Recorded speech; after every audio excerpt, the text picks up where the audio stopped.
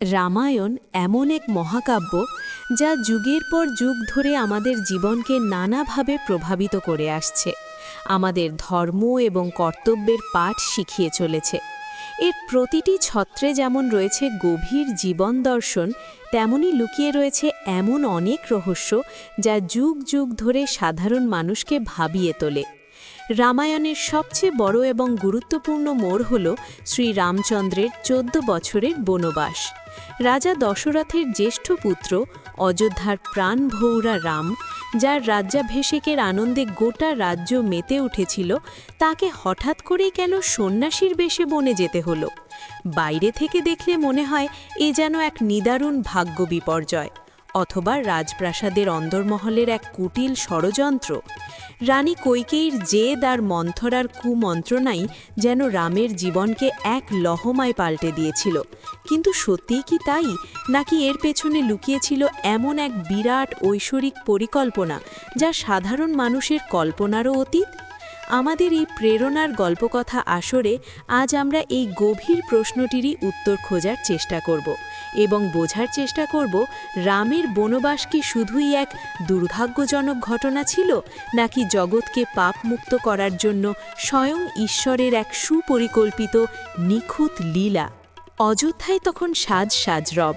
রাজা দশরথ সিদ্ধান্ত নিয়েছেন তার প্রিয় জ্যেষ্ঠ পুত্র রামকে যুবরাজ হিসেবে ঘোষণা করবেন। প্রজাদের আনন্দের আর কোনো সীমা নেই। গোটা নগরী প্রদীপ, ফুল আর নানা রঙে সেজে উঠেছে। কিন্তু এই আনন্দ উৎসবও দীর্ঘস্থায়ী হল না। মন্থরা নামের এক কুচক্রী দাসীর কথায় রানী কৈকেয়ীর মন হঠাৎ করেই বিষিয়ে উঠল। কৈকেয়ী, যিনি রামকে নিজের গর্ভজাত সন্তান ভরতের চেয়েও অনেক বেশি ভালোবাসতেন, তিনি হঠাৎ এক নিষ্ঠুর পাষাণীতে পরিণত হলেন।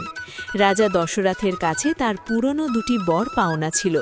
সেই বরের অধিকারেই তিনি দুটি ভয়ঙ্কর দাবি করে বসলেন।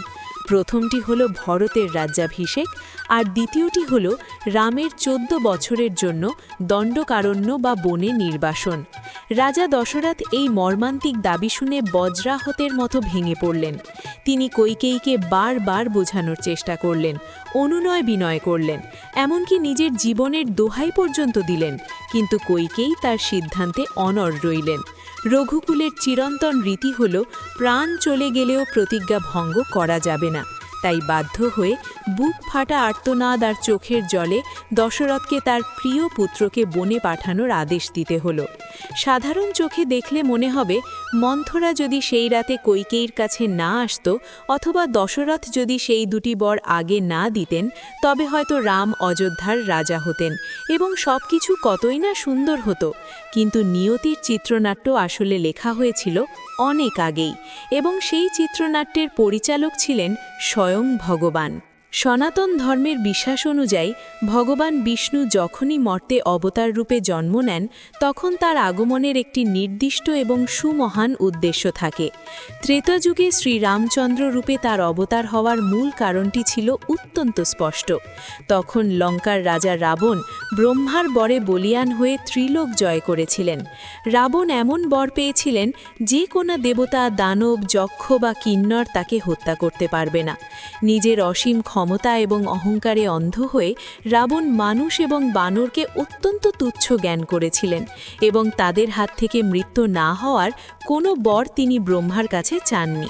তাই রাবণকে বধ করার জন্য ভগবান বিষ্ণুকে একজন সাধারণ মানুষের রূপ ধারণ করে পৃথিবীতে আসতে হয়েছিল। এখন একটু গভীরভাবে ভেবে দেখুন, রাম যদি অযোধ্যার সিংহাসনে বসে থাকতেন, তবে কি রাবণ বধ কোনোভাবেই সম্ভব হতো? একজন আদর্শ রাজা হিসেবে রামের প্রথম এবং প্রধান কর্তব্য হতো তার নিজের রাজ্য এবং প্রজাদের রক্ষা করা। অযোধ্যার মতো এক বিশাল এবং শক্তিশালী সাম্রাজ্যের রাজা হয়ে অযথা সুদূর লঙ্কায় গিয়ে এক পরাক্রমশালী রাক্ষস রাজার সাথে যুদ্ধ করার কোনো যুক্তিসঙ্গত কারণ তার থাকত না। রাজ্য শাসনের হাজারো নিয়মে এবং রাজধর্মের শৃঙ্খলে তিনি বাঁধা পড়তেন। তাই রাবণের বিনাশের জন্য রামকে রাজপ্রাসাদের সুরক্ষিত আবরণ থেকে বেরিয়ে আসতে হতো। তাকে এমন এক পরিস্থিতির সম্মুখীন হতে হতো যেখানে লঙ্কার সাথে তার সরাসরি সংঘাত অবশ্যম্ভাবী হয়ে ওঠে। আর এই সংঘাত তৈরি করার জন্যই তার বনবাসের একান্ত প্রয়োজন ছিল। পুরাণ ঘাটলে আমরা এমন অনেক কাহিনীর উল্লেখ পাই যা প্রমাণ করে যে রামের বনবাস ছিল দেবতাদের এক সুপরিকল্পিত ছক। যখন রামের রাজ্যাভিষেকের আয়োজন চলছিল তখন দেবতারা স্বর্গ থেকে তা দেখে প্রমাদ গণলেন। তারা বুঝতে পারলেন রাম যদি অযোধ্যার রাজা হয়ে যান তবে রাবণের অত্যাচার থেকে পৃথিবী আর কোনো দিনই মুক্তি পাবে না। তখন দেবতারা মাতা সরস্বতীর কাছে কাতর প্রার্থনা করলেন যাতে তিনি অযোধ্যায় গিয়ে এমন কিছু করেন যাতে রামের রাজ্যাভিষেক আটকে যায় এবং তিনি বনে যেতে বাধ্য হন। দেবতাদের বিনীত অনুরোধে দেবী সরস্বতী প্রথমে মন্থরার বুদ্ধিনাশ করলেন এবং তার মনে রামের প্রতি অকারণ বিদ্বেষ আর ভরতের জন্য লোভ জাগিয়ে তুললেন। এরপর সেই মন্থরা যখন কৈকেয়ীর কাছে গেল তখনও দেবী সরস্বতীর প্রভাবে কৈকেয়ীর মতো এক স্নেহময়ী মায়ের মনও আচ্ছন্ন হয়ে পড়ল। যে কৈকেয়ী রামের মঙ্গলের জন্য নিজের জীবন হাসি মুখে দিতে পারতেন তিনি রামের অমঙ্গল কামনা করে বসলেন। অর্থাৎ মন্থরা বা কৈকেয়ী কেউই এখানে মূল অপরাধী ছিলেন না। তারা ছিলেন কেবল এক বিশাল ঐশ্বরিক নাটকের কয়েকটি চরিত্র মাত্র। এই নাটকের চিত্রনাট্য আগেই লেখা হয়ে গিয়েছিল। কৈকেয়ী চিরকালের জন্য কলঙ্কিনী হবেন জেনেও শুধুমাত্র জগতের কল্যাণের জন্য দেবতারা তাকে এই কঠিন ভূমিকাটি পালনের জন্য বেছে নিয়েছিলেন। রাম নিজে এসবটা খুব ভালোভাবে জানতেন। তিনি ছিলেন পরমেশ্বর, ত্রিকালজ্ঞ। তিনি জানতেন তার জন্মের মূল উদ্দেশ্য কী। তাই যখন তাকে বনবাসের আদেশ শোনানো হলো তখন তার মুখে বিন্দুমাত্র রাগ, হতাশা বা কষ্টের ছাপ ছিল না। রাজমুকুট হাতছাড়া হওয়ার জন্য তার কোনো আক্ষেপ ছিল না, বরং তার মুখে ছিল এক স্নিগ্ধ প্রশান্ত হাসি। তিনি অত্যন্ত আনন্দের সাথে এবং মাথা পেতে এই আদেশ গ্রহণ করেছিলেন। রাম জানতেন যে তার আসল কাজ অযোধ্যার রাজপ্রাসাদে বসে বিচার করা নয়। তার আসল কাজ হল দণ্ডকারণ্যে গিয়ে ঋষিমুনিদের রাক্ষসদের হাত থেকে রক্ষা করা, পৃথিবীর বুক থেকে পাপের ভার কমানো।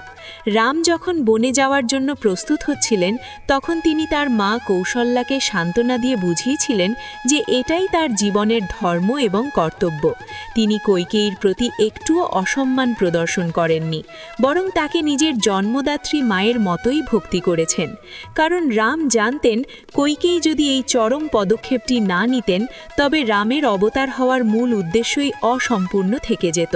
কৈকেয়ী নিজের ঘাড়ে শতাব্দীর পর শতাব্দী ধরে বয়ে চলা এক কলঙ্কের বোঝা তুলে নিয়েছিলেন, শুধু রামকে তার আসল গন্তব্যে পৌঁছে দেওয়ার জন্য। অযোধ্যার আকাশ বাতাস সেদিন শোকে ভারী হয়ে উঠেছিল। যে প্রজারা রামের রাজ্যাভিষেকের জন্য অধীর আগ্রহে অপেক্ষা করছিল তারা যখন শুনল যে তাদের প্রিয় রাম বনে চলে যাচ্ছেন তখন তারা কান্নায় ভেঙে পড়ল। রাম, সীতা এবং লক্ষ্মণ যখন রাজকীয় পোশাক ত্যাগ করে সাধারণ সন্ন্যাসীর মতো বলকল পরিধান করে রাজপ্রাসাদ থেকে বেরিয়ে এলেন তখন গোটা অযোধ্যা নগরী যেন ডুকরে এঁদে উঠল।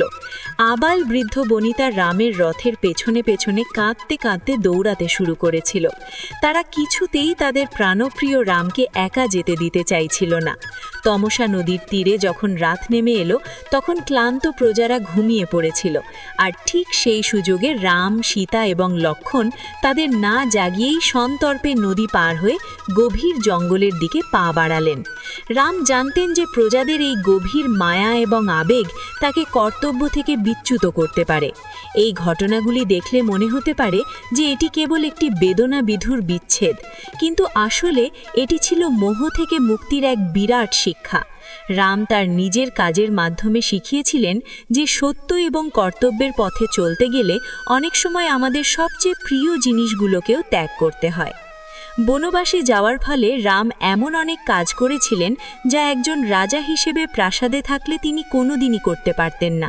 বনে গিয়ে তিনি সমাজের প্রান্তিক মানুষদের সাথে মিশেছিলেন। নিষাদরাজ গুহর সাথে তার গভীর বন্ধুত্ব হয়েছিল, যিনি সমাজের চোখে একজন সাধারণ চাণ্ডাল। রাম তাকে নিজের ভাইয়ের মর্যাদা দিয়ে বুকে টেনে নিয়েছিলেন। শবরীর এঁঠোকুল খেয়ে তিনি সমাজকে প্রমাণ করে দেখিয়েছিলেন যে ভক্তি আর নিঃস্বার্থ ভালোবাসার কাছে জাতপাত, ধর্ম বা সামাজিক মর্যাদার কোনো দাম নেই। বনের পশু পাখিও তার আপন হয়ে গিয়েছিল। জটায়ুর মতো এক বৃদ্ধ পাখি সীতাকে রক্ষা করতে গিয়ে নিজের প্রাণ বিসর্জন দিয়েছিল এবং রাম তাকে নিজের পিতার মতো সম্মান দিয়ে পরম শ্রদ্ধায় তার শেষকৃত্য সম্পন্ন করেছিলেন। এরপর কিষ্কিন্ধায় গিয়ে সুগ্রীবের সাথে বন্ধুত্ব, বালি বধ এবং পরিশেষে হনুমান এবং বিশাল বানর সেনার সাহায্য নিয়ে লঙ্কা আক্রমণ। এই পুরো পথ চলাটা ছিল রামের সাধারণ মানুষের সাথে একাত্ম হওয়ার এক অপূর্ব নিদর্শন। তিনি স্বয়ং ঈশ্বর হয়েও সাধারণ মানুষের মতো কষ্ট সহ্য করেছেন, স্ত্রীর বিরহে কেঁদেছেন, আবার সাধারণ বানরদের সাহায্যে এক অজেয় রাক্ষস রাজাকে পরাজিত করেছেন। তিনি দেখাতে চেয়েছিলেন যে সত্য, ধর্ম এবং নৈতিকতার পথে অবিচল থাকলে সাধারণ মানুষও একজোট হয়ে অসাধ্য সাধন করতে পারে। যদি রাম বনে না যেতেন তাহলে সীতাহরণ হতো না, আর সীতাহরণ না হলে রাবণকে বধ করার কোনো জোরালো কারণও তৈরি হতো না। এই পুরো ঘটনা প্রবাহ আসলে ধাপে ধাপে অত্যন্ত নিখুঁতভাবে সাজানো ছিল। সীতাহরণও ছিল সেই ঐশ্বরিক লীলারই একটি অনিবার্য অংশ। পুরাণ মতে এটা বিশ্বাস করা হয় যে আসল সীতা কখনোই রাবণের হাতে বন্দী হননি। রাম আগেই সীতাকে অগ্নিদেবের কাছে গচ্ছিত রেখেছিলেন এবং রাবণ যে সীতাকে হরণ করেছিল তিনি ছিলেন মায়া সীতা বা ছায়া সীতা। রাবণ বধের পর অগ্নি পরীক্ষার মাধ্যমে রাম আবার সেই আসল সীতাকে সসম্মানে ফিরিয়ে এনেছিলেন। এই প্রতিটি ঘটনাই আমাদের চোখে আঙুল দিয়ে প্রমাণ করে যে রামায়ণের কোনো কিছুই আকস্মিক বা ভাগ্যের পরিহাস ছিল না, সবই ছিল এক পরম সত্তার পূর্ব নির্ধারিত সূক্ষ্ম পরিকল্পনা।